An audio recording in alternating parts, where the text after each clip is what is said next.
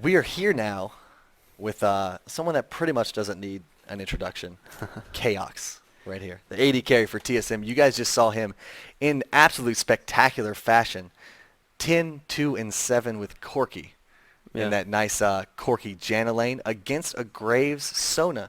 More of a peculiar lane, I would say. You know, Graves Soraka usually is very popular, but Soraka was, of course, banned. How did you feel going into that lane? I mean, you've played against Afro before. Obviously, you guys played yesterday. You guys have played in scrims and stuff like that. How do you feel you and Xpecial measure up to Nat and Afro? Aside from just, winning the last game. I think we've done pretty well against them all 3 games in this tournament. Bottom lane is usually very passive. It's a farm fest, and yeah, you just measure. Usually, you measure by just how well you're doing by CS. Hmm. But yeah, I mean, bottom lane's just. I'm not really scared of any bottom lane. I think we're doing fine against Natframu, and they're doing fine against us. But Yeah. Now, when it came to team fights, you really stole the show.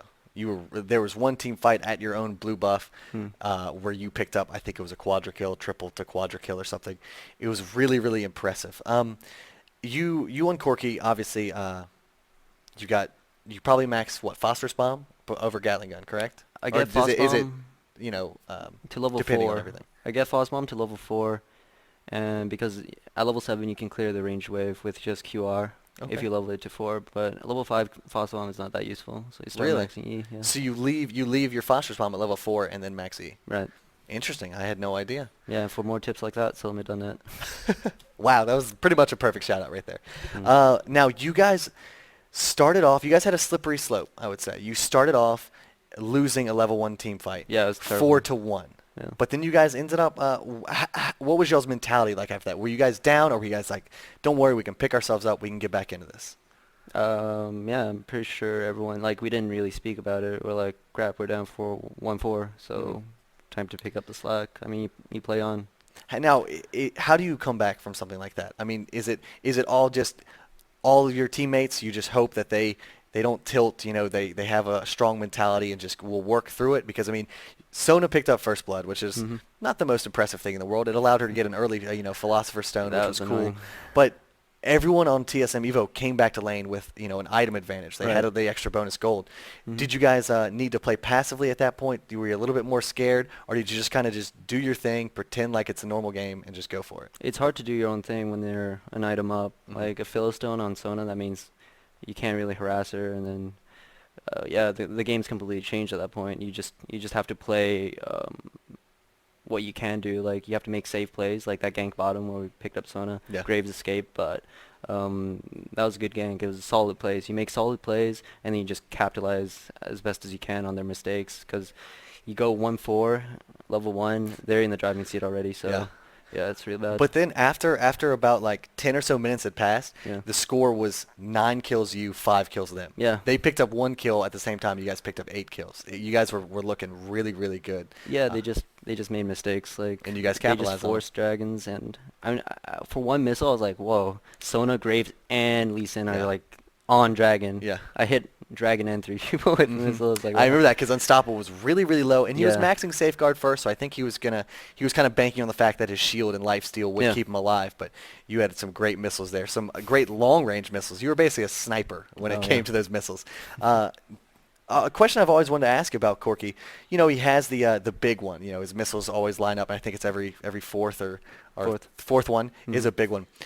Do you always kind of have that running count in your mind when you're going into DPS and when you're engaging, or is it just spam R and just do as much damage as possible? Yeah, usually it's spam R. Like before when I was running something like Tarek Corki, or maybe Leona Corki, or even Sona Corki, you can sort of charge up that big one, Mm. and you can engage With it. with it. Yeah. Yeah. So you do that extra damage and guarantee the kill. But in team fights and everything, you're just spamming it. Okay. Going pulling Corki out. We haven't seen Corki all weekend. What was the reasoning behind that? Are you still at Ash on the table? You still at Sivir on the table? Is Mhm. Corki just kind of a go-to champion for you? Yeah.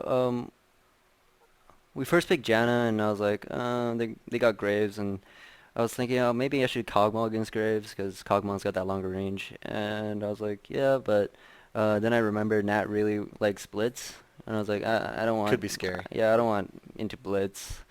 So I was like, okay, Corki against Graves, it's pretty much a draw.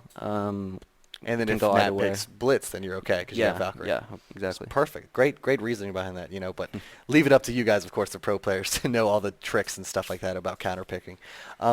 Is there any, I've kind of asked a few people this about different positions and stuff like that. Hmm. Is there any tips or tricks you want to give out? Like you already gave one pretty cool tip out to people about being an AD carry. I mean, you're regarded as one of the best AD carries in the world at this point in time. Um, yeah. For all the new players out there, pick up 13 armor, 13 magic resists from the shop because they're really cheap and they're just very, very useful. Just you can run that on anything. Those are AP, all flat, right? right, Okay. flat for the yellow and blue. So the glyphs and I forgot. Glyphs and seals, I Yeah, believe. Yeah. glyphs and seals, 13 armor, 13 MR, and use that on any AD, and it's perfectly fine. And do you change up your reds, armor pen, and AD, or is it I do. all AD? I Okay. do, yeah. Does it depend on the champion you're playing or who you're going against? Usually the champion I'm playing. For Kog'Maw and Corki, I run flat 15 AD, so Quints and marks all, yeah, all together. yeah. For Graves, I have 10 armor pin mixed in there, along with 9 Okay. AD. Awesome. I'm assuming just AD Quints, right? Isn't it three? Yeah, 3 Okay. AD quints, And the then rest armor pin marks. no, 3 AD marks. Okay. Yeah. Gotcha. Interesting to know.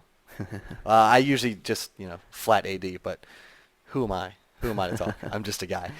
Is there any shout outs or anything you wanna give out? Of course, you mentioned solomid.net, great Uh-huh. website to go to. Any streams, Twitters, Facebook, stuff like that? Yeah, I mean, all of TSM has Facebooks and Twitters. Mine specifically is, my Twitter is at Chaox LOL, and my Facebook is, I forgot, just search Chaox. So yeah, definitely check that out. Wonderful. And a stream as well is just, you guys are on Twitch now, correct? So Exactly. twitch.tv/ Twitch just TV. Chaox? Yeah. Okay, perfect. Well, people can TSM find Chaos. you there. TSM Chaos. People can find you there. You can find the stream list on solomid.net it just kind of compiles all of the TSM players and a bunch of other cool streams as well that are interesting to watch. We're going to be back in just a little bit with the second game of you guys TSM versus TSM Evo. If you guys win this, you will be $10,000 richer. How do you feel about that? Is there any pressure there? I mean, of course there is a little bit, but you guys are pretty much used to it by now, right? Exactly. Yeah. Exactly. Well, best of luck. Thank you for coming in for the interview. I hope to see you another exciting play in Game 2. We'll be back in just a little bit.